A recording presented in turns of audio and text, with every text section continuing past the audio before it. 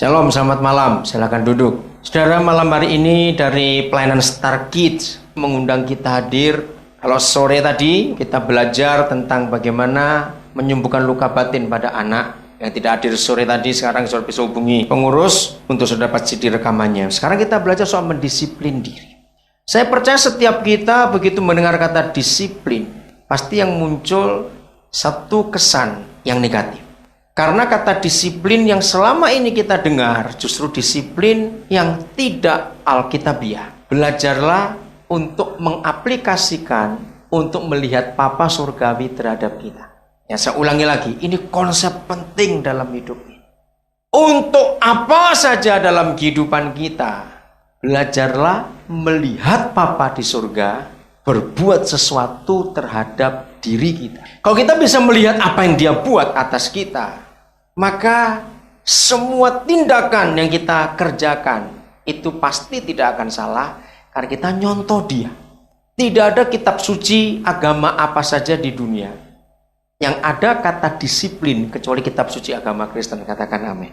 Saudara tahu dalam bahasa Inggris Yesus menyebutkan apa kata murid dalam bahasa Inggris dalam perjanjian baru? Disciples. Nah, dari kata disciples ini muncul kata kerjanya disiplin. Satu-satunya kitab suci agama di dunia yang bicara soal disiplin itu hanya kitab suci kita. Tidak ada kitab suci agama apa saja yang bicara soal disiplin setegas, sejelas kitab suci kita. Maka itu sangat celaka dunia ini kalau mereka tidak bisa belajar disiplin dari kita. Dunia akan menyontoh kepada siapa lagi? Karena yang lain tidak punya. Kata disiplin aja di kitab suci mereka tidak ada. Kita ini satu-satunya kelompok manusia yang bisa mewakili Tuhan untuk apa saja, khususnya soal disiplin dalam kehidupan ini. Saya percaya dari kecil kita sudah dengar kata-kata disiplin itu. Nah, sebelum kita melangkah lebih jauh soal ini, saya selalu senang membandingkan antara manusia dengan binatang. Karena itu paling gampang. Mengapa binatang itu nggak perlu didisiplin? Kenapa hanya manusia yang perlu didisiplin? Jawabannya cuma satu, sebab binatang itu nggak punya pilihan dan nggak bisa milih. Ya atau tidak? Binatang itu nggak pernah punya pilihan dalam hidup. Mereka itu diciptakan oleh Papa di surga ya untuk itu. Karena mereka tidak pernah punya pilihan dan mereka memang tidak pernah bisa memilih.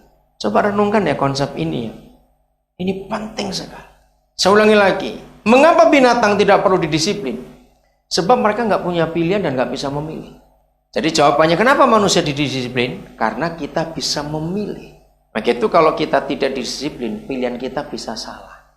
Lihat, apa yang Papa berikan pertama kali kepada manusia. Bukan soal makanan, bukan soal kehidupan ya. Di Taman Eden, disiplin ini. Maka itu Papa menghadapkan pilihan kepada mereka. Semua pohon buah di taman ini buahnya boleh kamu makan. Cuma yang satu ini jangan.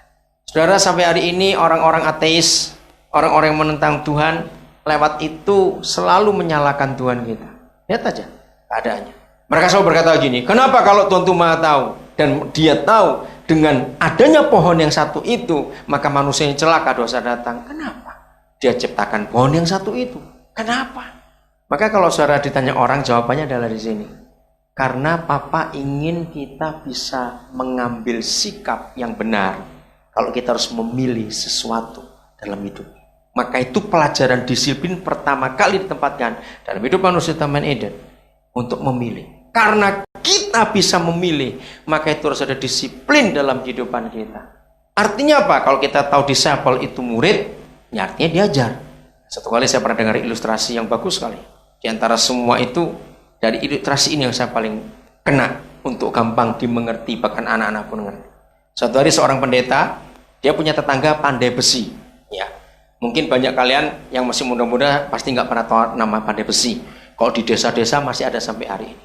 Jadi mereka itu harus bakar besi sampai membara, lalu mereka harus pukul untuk membuat pisau, membuat macam-macam senjata untuk kehidupan.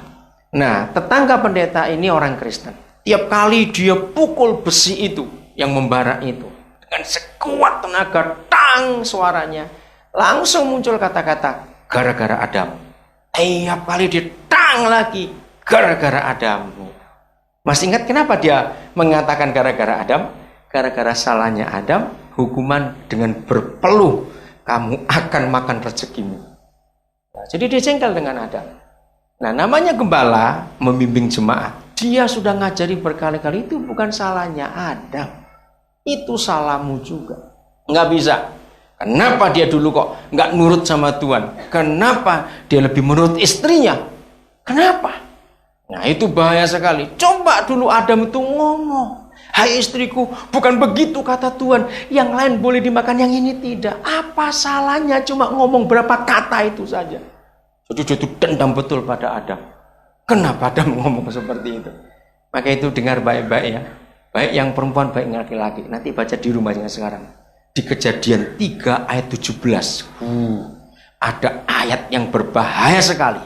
Kalau kita nggak mau didisiplin. Dikatakan begini. Gara-gara engkau menuruti perkataan istrimu, maka terkutuklah tanah. Menakutkan sekali. Maka itu baik yang sudah jadi istri maupun yang masih pemudi, yang masih gadis, jangan engkau mengambil hak suami untuk jadi pemimpin dalam keluarga.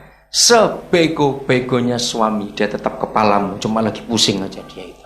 Nah, untuk itu istri harus tetap tunduk kepada suaminya. Karena itu hukum, karena itu perintah. Jadi kalau suami tidak tegas dan dia menuruti perkataan istrinya, tanah itu terkutuk. Menakutkan sekali dampaknya. Jadi gagal dalam kedisiplinan. Dengar anak-anak muda khususnya. Karena dalam hidup ini semua orang tahu, anak muda yang susah didisiplin. Orang tua yang sekali-sekali lah ada yang memang bandel sudah. Tapi lebih banyak anak muda kalau kita bicara soal disiplin. Kalau kita melanggar disiplin, cuma satu hasilnya. Maka itu baca Kejadian 3:17. Hasilnya adalah kutuk. Menakutkan sekali. Bukan Tuhan yang mengutuk. Bukan.